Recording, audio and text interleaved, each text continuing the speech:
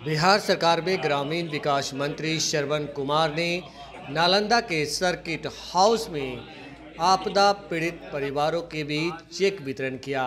इस दौरान उन्होंने कहा कि बीजेपी पिछले 10 सालों में देश का सत्यानाश कर दिया।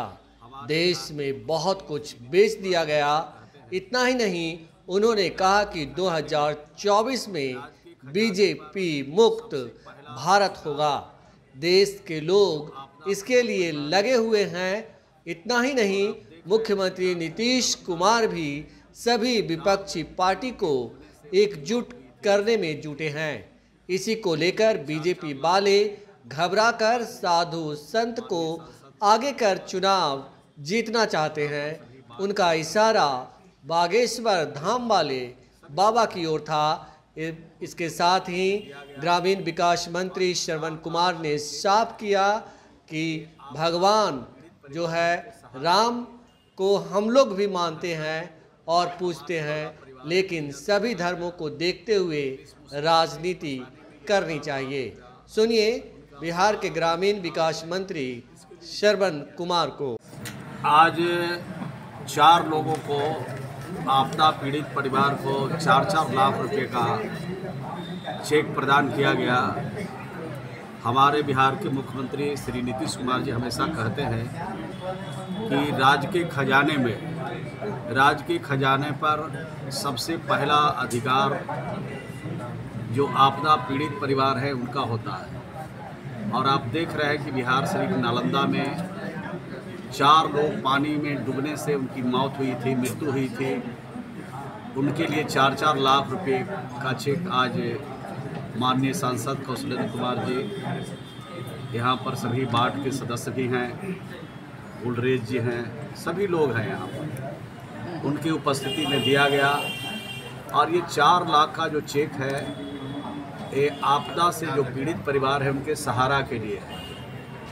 घर का जो कमाने वाला परिवार है दुनिया से चला गया, तो इस मुसीबत में, इस परेशानी में ये 4 लाख रुपया उनका सहारा बन के काम करे, इसके लिए प्रदान किया जाता है।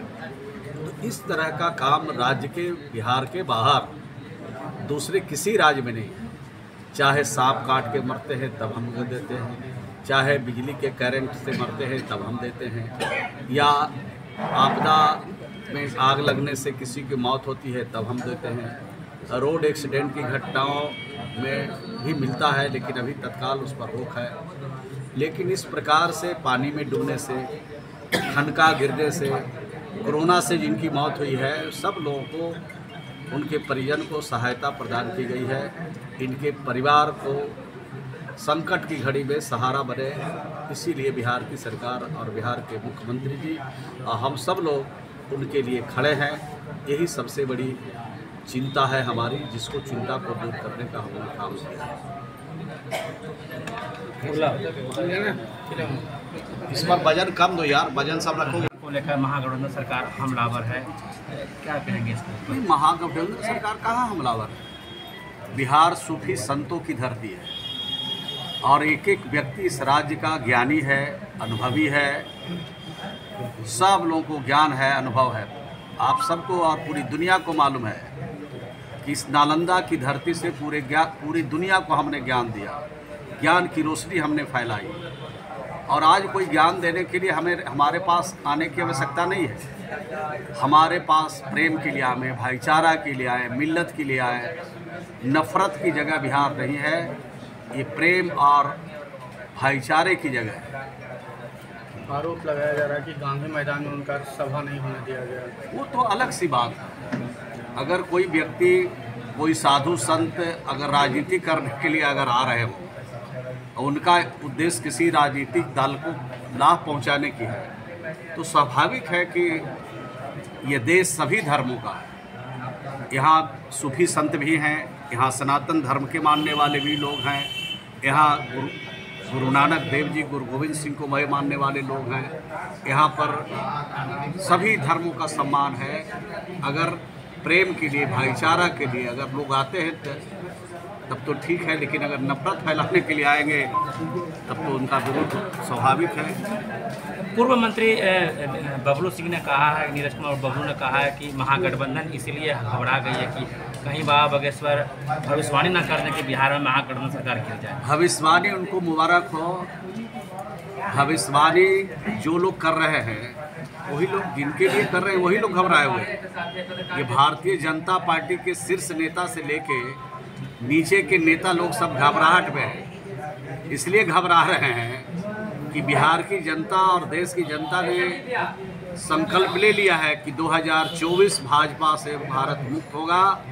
उसके लिए पूरी योजना बन चुकी है और बिहार के मुख्यमंत्री श्री नीतीश कुमार जी लगातार देश के सभी विपक्ष के नेताओं को एक करने में लगे हैं। ये सबसे बड़ा घबराहट का काम है। दे दो राम दिला दो राम, देने वाला सीताराम से सिर्फ नहीं काम चलेगा, उसके लिए मेहनत करना पड़ेगा, उसके लिए काम करना पड़ेगा। जो 10 वर्षों में 11 वर्षों में जो दिल्ली में बैठे लोगों ने जो देश का सत्यानाश किया है, देश के संपत्तियों को औने पौने भाव में बेचने का काम किया है, वो घबराहट में है, बेचैनी में है। ये भारतीय जनता पार्टी के नेता किस तरह से मर्यादा का उल्लंघन कर रहे हैं, किसी के बारे में जो कुछ भी मन में आता है बोलते हैं। ये हमारा जो भारत है, हमारा देश है, ये मर्यादा खोने वाली जगह नहीं है, मर्यादा पाने वाली है। तो हम तो भगवान को मानते हैं, भगवान का पूजा भी करते हैं, लेकिन मर्यादा को कभी हम लोग भूलते नहीं है। ये हमारी सबसे बड़ी प्राथमिकता है और कोई भी पॉलिटिकल पार्टी के नेता को मर्यादा को भंग नहीं करना चाहिए, उनको भी इसको प्राथमिकता में रखना चाहिए।